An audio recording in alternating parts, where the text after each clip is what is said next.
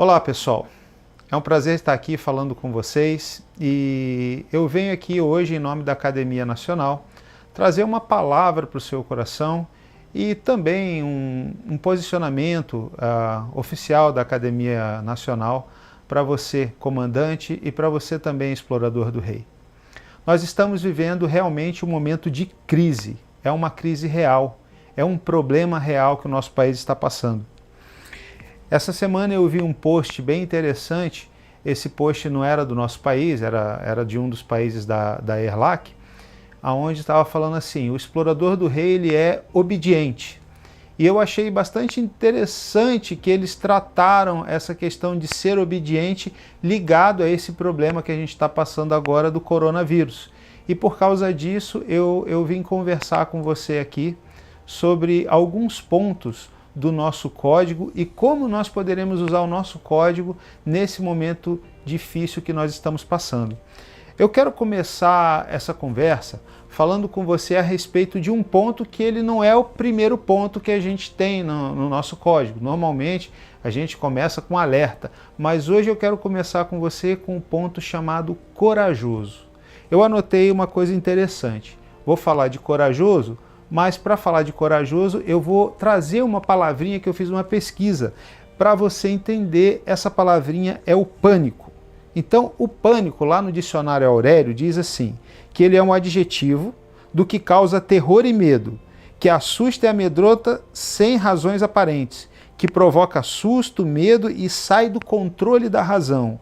O medo desesperado causa uma reação descontrolada. Ele é um substantivo masculino, ou seja, é um pavor repentino, medo súbito, sem razões aparentes, que causa reações desequilibradas. Veja bem, a palavra pânico está em contraponto ao nosso código corajoso. E por que eu trouxe essa palavra para você entender?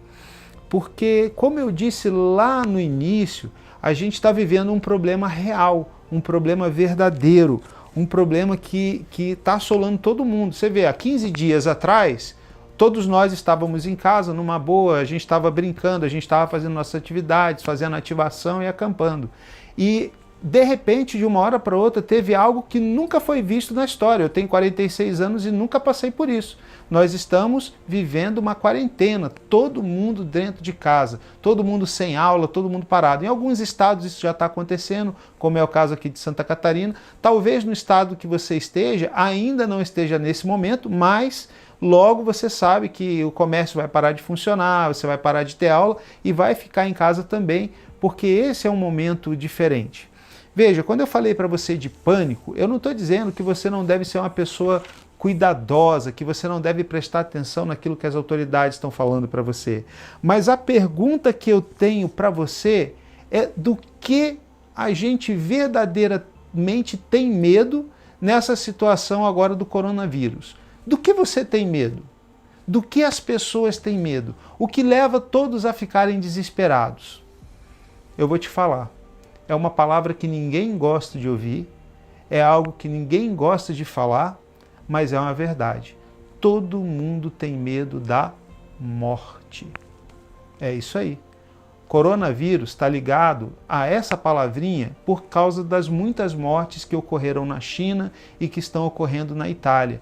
E todo mundo já está esperando, e tem mortes que estão acontecendo aqui no Brasil. Pelos dados de hoje, foram 18 pessoas que morreram por causa desse vírus. Lógico que a gente sabe que teve outras coisas que levaram as pessoas a essa situação, mas está todo mundo com medo da morte.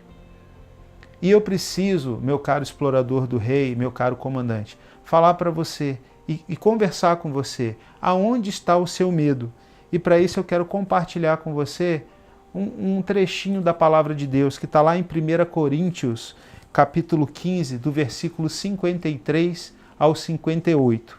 Diz assim: pois é necessário que aquilo que é corruptível se vista de incorruptibilidade, e que aquilo que é mortal se revista de imortalidade.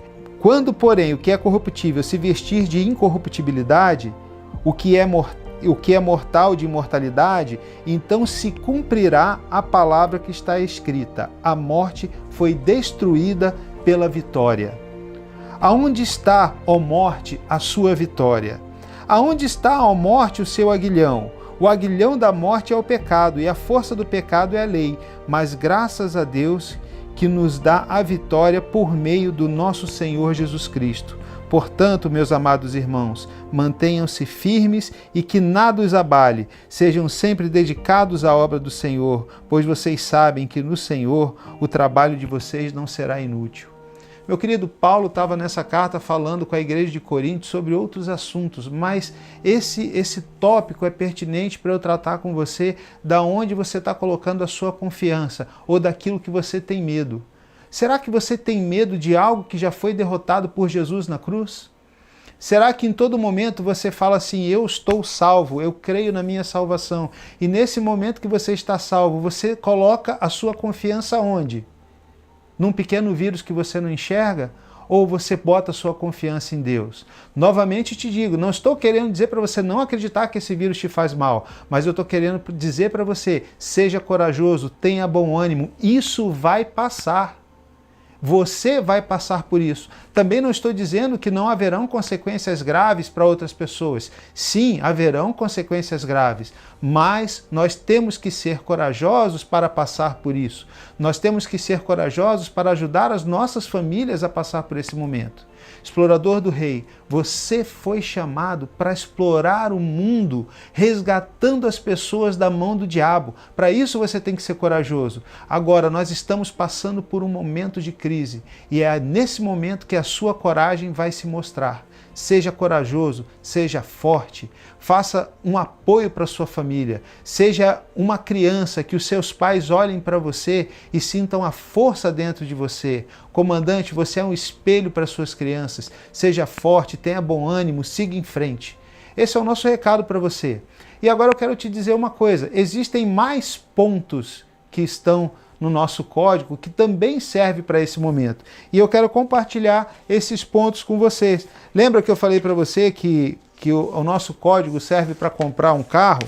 O nosso código também serve para enfrentar esse momento que nós estamos passando de quarentena. Vamos dar uma olhadinha neles? O primeiro ponto que a gente fala é o alerta.